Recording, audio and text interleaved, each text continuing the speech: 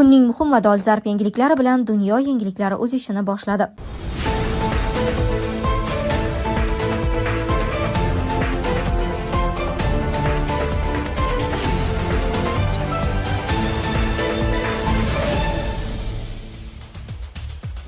Yopiq eshiklar ortida aytilgan qat'iy talab: Putin orqaga chekinmaydi. Toshkentda yigit 10 million qarzi sabab bankomatni o'marmoqchi bo'ldi. Zelenskiy Rossiya urushni 2026-yilgacha davom ettirishni rejalashtirayotganini ma'lum qildi. Isroil politsiyasi Qorbobo kiyimidagi falastinlik erkakni hibsga oldi. Temir yo'l ortidagi strategiya: Rossiya nimaga tayyorlanmoqda? Ularning ishiga chek qo'yishga kuch-qudratimiz yetadi. Prezident ko'chalar va jinoiy to'dalar haqida gapirdi. Migrantlar davri tugayaptimi? Kreml mehnat bozorini qayta yozmoqda. Yopiq eshiklar ortida aytilgan qat'iy talab: Putin orqaga chekinmaydi. Rossiya prezidenti Vladimir Putin milliarderlar bilan yopiq uchrashuvda AQSh bilan muzokaralarda Donbassning butun hududini talab qilishda davom etishini aytdi. Putin uchrashuvda Ukrainadagi urushni tugatish bo'yicha AQSh bilan muzokaralarga alohida to'xtaldi.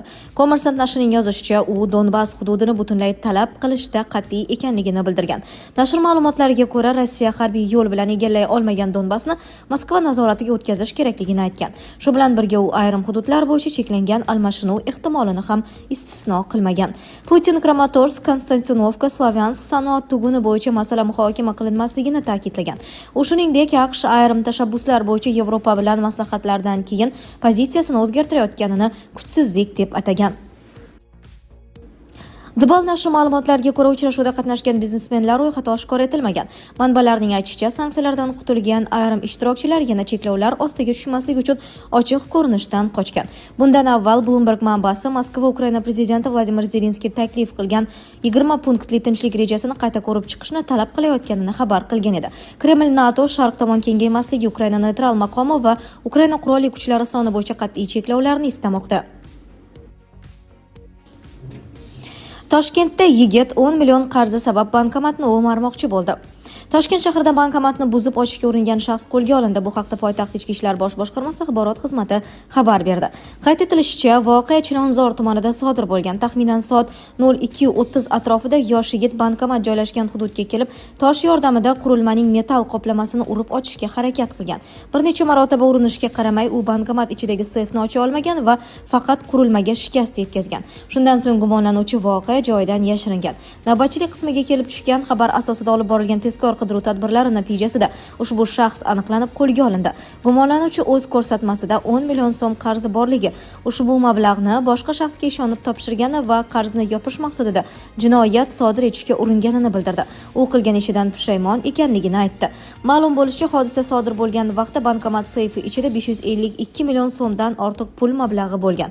Qurilmaga yetkazilgan moddiy zarar 30 million so'mni tashkil etgan.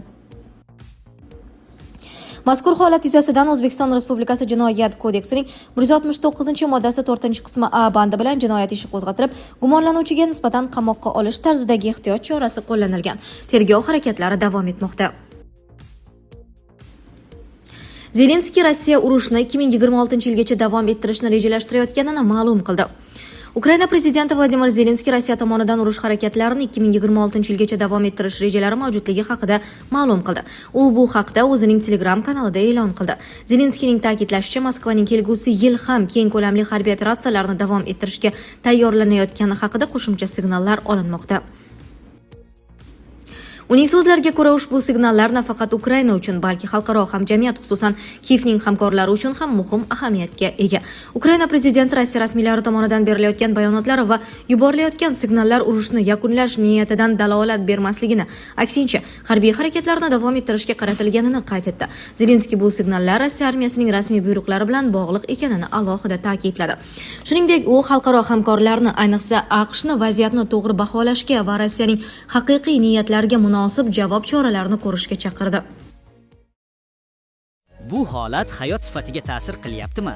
Oilaviy hayotda zaiflik, stress va ishonchsizlik olib kelyaptimi? Vulkan erkak kuchi va ishonchining yangilangan manbai. Prostata bezi adenomasi, surunkali prostatitdan qutulishga yordam beruvchi ishonchli formula. Atigi 5-7 kun ichida natijasini sezasiz. O'zingizni yengil va ishonchli his eting. Vulkan, siz izlagan tabiiy yechim. Isroil politsiyasi Qorbobo kiyimidagi falastinlik erkakni hibsga oldi. Isroil politsiyasi Hayfa shahrida o'tkazilgan reyd chog'ida Qorbobo libosidagi falastinlik erkakni hibsga oldi. Bu haqda The Guardian xabar berdi. Ma'lumotlarga ko'ra, politsiya Rojdestvo bayrami munosabati bilan tashkil etilgan tadbirni to'xtatib, jihozlarni musodara qilgan. Reyd vaqtida Qorbobo kiyimidagi falastinlik, shuningdek bir nafar DJ va ko'cha savdogari qo'lga olingan. Video yozuvlarda politsiyachilar erkaklarni yerga yotqizib, qo'llariga kishan solayotgani aks etgan. Isroil politsiyasi bayonotiga ko'ra, Qorbobo libosidagi erkak hibsga olishga qarshilik ko'rsatgan va politsiya xodimiga hujum qilgan. Biroq falastinlik fuqaro huquqlarini himoya qiluvchi Massa va markaziy politsiya ortiqcha kuch ishlatganini va reyd qonuniy asosga ega bo'lmaganini ta'kidladi. Hibsga olishlar falastinliklar G'arbiy sohil va G'azo hududlarida kundalik hayotga qo'yilgan doimiy cheklovlar fonida Rojdestvo nishonlanayotgan bir paytda yuz berdi. Shunga qaramay 25 dekabr kuni bayram tadbirlari Baytalham shahrida G'azoda urush boshlanganidan beri ilk bor o'tkazildi. G'azodagi kichik nasroniy jamoa Isroil va Hamas o'rtasida mo'rt tinchlik kelishuvi imzolangach, urushda vayron bo'lgan hududda birinchi marta Rojdestvoni nishonladi. Temir yo'l ortidagi strategiya: Rossiya nimaga tayyorlanmoqda? Chorshanba kuni Rossiya bosh vaziri o'rinbosari Aleksey Averchuk rus ommaviy axborot vositalariga bergan intervyusida Federatsiya Afg'oniston temir yo'l qurishiga qiziqishi ortayotganini aytgan. Bu haqda Media nashri xabar berdi. Rossiya armiyasi Federatsiya global janub bilan bog'lash imkoniyatlari qancha ko'p bo'lsa, mamlakatning logistikasi shunchalik xilma-xil bo'lishini aytgan. Unga ko'ra, Afg'on trans temir yo'lini Afg'oniston hukumati bilan muhokama qilgan hamda O'zbekiston va Pokiston bilan temir yo'l bo'yicha kelishuvlarni imzolagan. Rossiya bosh vazir o'rinbosari Kobulga tashrif buyurgan vaqtida Moskva Afg'on trans temir yo'l loyihasida ishtirok etishni xohlayotganini aytgan. Hozirgi vaqtda bu temir yo'l loyihasida O'zbekiston, Afg'oniston, Pokiston ishtirokida bo'lmoqda. Ammo Afg'oniston va Pokiston o'rtasidagi muammolar tufayli temir yo'l qurilishi ortga surilmoqda. Ularning ishga chek qo'yishga kuch-qudratimiz yetadi. Prezident ko'chalar va jinoiy to'dalar haqida gapirdi. O'zbekistonning jinoiy to'dalari faoliyatiga chek qo'yishga kuch-qudrat yetadi va bu albatta qilinadi. Bu haqda O'zbekiston Respublikasi Prezidenti Shavkat Mirziyoyev 26 dekabr kuni Oliy Majlis va O'zbekiston xalqiga yo'llayotgan murojaatnomasida ma'lum qildi. Ko'ryapsizlar, shiddat bilan o'zgarayotgan dunyoda giyohvandlik xavfi aholi genofondi uchun eng katta tahdidga aylanib bormoqda. Afsus, bugungi globallashuv davrida bunday xavf-xatar O'zbekistonni ham chetlab o'tmayapti, dedi Prezident. Davlat rahbariga ko'ra, narkotik savdosi transchegaraviy va virtual harakatga ega bo'lmoqda.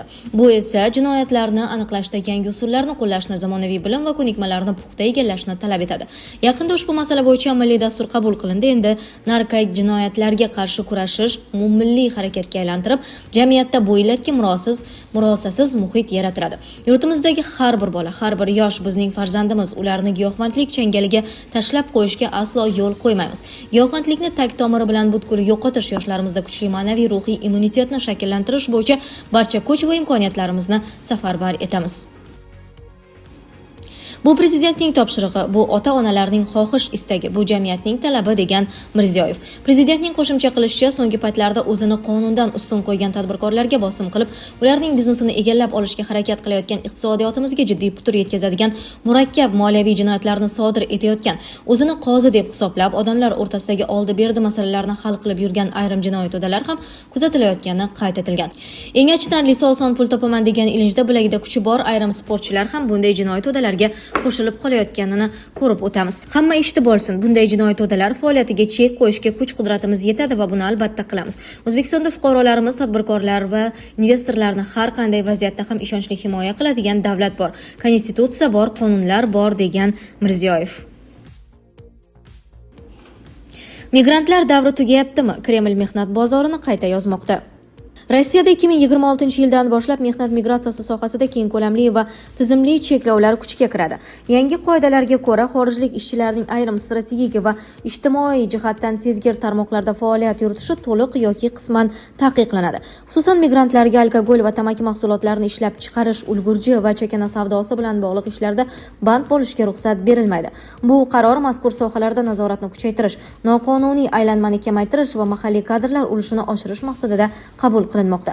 Qurilish tarmog'ida esa migrant ishchilar ulushi keskin qisqartiriladi. Endilikda kompaniyalar xorijiy ishchi kuchini faqat belgilangan kvota doirasida jalb qilishi mumkin bo'ladi va bu limit hududlar hamda faoliyat yo'nalishlariga qarab alohida belgilanadi. Belgilangan me'yorlardan oshib ketilgan taqdirda ish beruvchi ortiqcha deb topilgan xodimlar bilan mehnat shartnomalarini bekor qilishga majbur bo'ladi. Bu jarayon majburiy bo'lib, undan bo'yin tovlash holatlari jiddiy qonunbuzarlik sifatida baholanadi. Mehnat inspeksiyalari va migratsiya qonunlari tekshiruvlarini tez-tez o'tkazadi. Hujjatlarda yoki real bandlik ko'rsatkichlarida nomuvofiqlik aniqlansa, ish beruvchilarga nisbatan katta miqdordagi jarimalar qo'llanadi. Ayrim holatlarda kompaniya faoliyatini vaqtincha to'xtatishgacha bo'lgan choralar ham ko'zda tutilgan. Migrantlar uchun esa ruxsatsiz yoki taqiqlangan sohalarda ishlash mamlakatdan chiqarib yuborish va qayta kirish taqiqiga olib kelishi mumkin. Sizlarga yetkazmoqchi bo'lganlarimiz shulardan iborat edi. Dunyo yangiliklaridan uzoqlashmang.